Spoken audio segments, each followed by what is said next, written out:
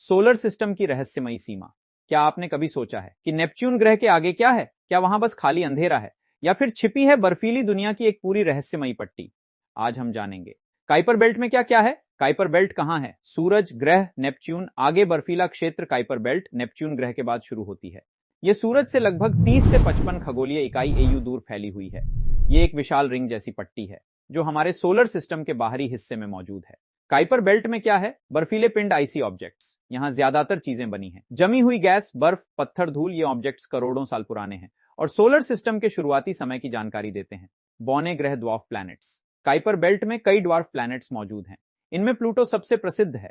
Eris माके Haumea. Pluto पहले हमारा 9वां ग्रह था, लेकिन अब इसे बौना ग्रह माना जाता है। छोटे छोटे पिंड, क्यूइपर बेल्ट ऑब्जेक्ट्स। यहां लाखों छोटे पिंड मौजूद हैं जिन्हें क्यूइपर बेल्ट ऑब्जेक्ट्स कहा जाता है।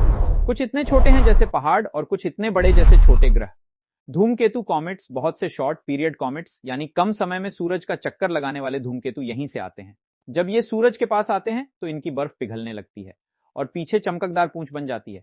ये इतना महत्वपूर्ण क्यों है? काइपर बेल्ट हमें बताती है। सोलर सिस्टम कैसे बना, ग्रहों का निर्माण कैसे हुआ, शुरुआती समय में बर्फ और गैस कहां थी। यह हमारे सोलर सिस्टम का एक कॉस्मिक टाइम कैप्सूल है। क्या हमने इसे देखा है?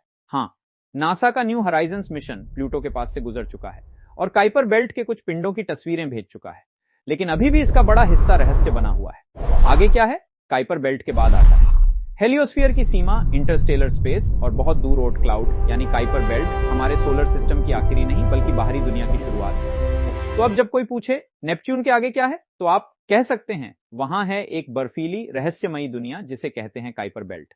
अगर आपको यह वीडियो पसंद आया हो तो लाइक करें, चैनल को सब्सक्राइब करें और ऐसे ही अंतरिक्ष के रहस्यों को जानने के लिए जुड़े रहें। Thank you for watching.